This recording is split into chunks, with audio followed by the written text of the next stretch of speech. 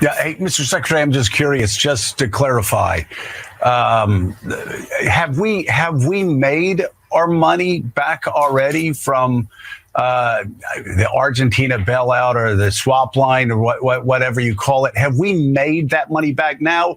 Are you saying we're going to make that money back from them over time? Like, what's the payout for that? Joe, we already have a profit on that swap line. So have we given them? Did we transfer $20 billion? No, we've already gotten back? Absolutely not. We made a line of credit available, and a small amount of it was drawn on, and we have made a profit on that.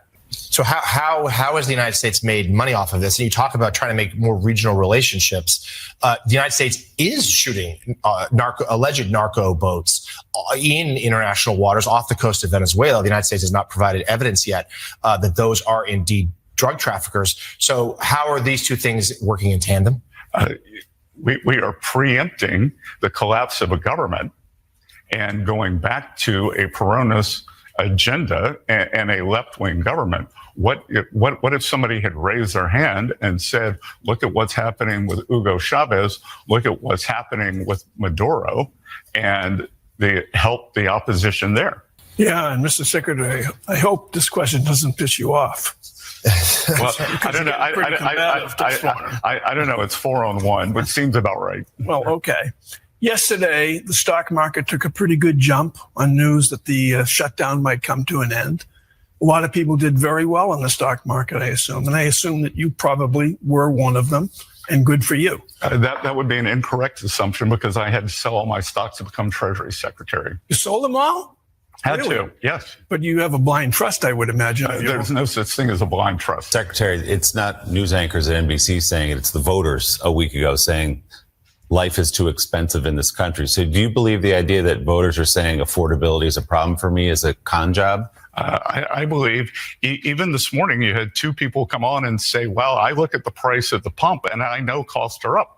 Well, gasoline's down. So that is a con job. And I think that's what's frustrating. So you don't believe that all the people who went to vote last Tuesday on the issue of affordability, my rent's too high, I can't afford to buy a house, groceries are too expensive. You think they're just misperceiving what's happening in their lives? I think that that we inherited an affordability crisis. We have slowed the price increases down, and they are going to continue to slow down, and that real working class wages will go up, and that will address the affordability issue. And I think this is what Democrats are afraid to do. They've gone to the courts to try to stop President Trump and this great economy. That hasn't worked. They get overruled at SCOTUS. We go to the media who carries their water. That hasn't worked. So they shut down the government and hurt the economy. Let's keep the economy open. Let our policies kick in. And let's see if what I just talked about, let's see if those two lines cross. There are many aspects of affordability that have gotten better under President Trump. They're going to continue to get better. I mean, unbelievably, Bloomberg had an article yesterday that said, oh, mortgage rates aren't down that much. Well, on Inauguration Day, a 30-year mortgage was 7.8%. Yesterday it was 6.22%. That is the single biggest component of buying a new home. And that is a gigantic drop. But it said, oh, they're just down slightly. How does a $20 billion bailout of Argentina help Americans? You're the president's point person on that. Can you explain to those here who are feeling the pinch, including America's farmers, why the United States is helping out Argentina? Well, do you know what a swap line is? It's currency swap, yes. Yes, but what is that? You're the Treasury Secretary. Yes, but why would you call it a bailout? That is how. In most bailouts, you don't make money. The U.S. government made money. We used our financial balance sheet to stabilize the government. One of our great allies in Latin America, during an election, the president there won in a landslide.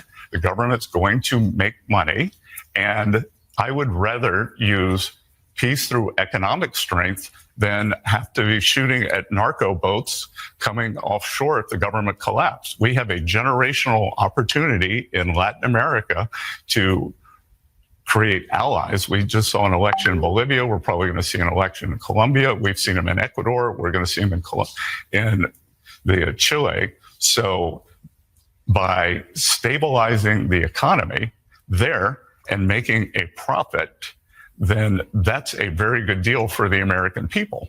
And there's a lot we could have been doing for American farmers, but Democrats closed the government.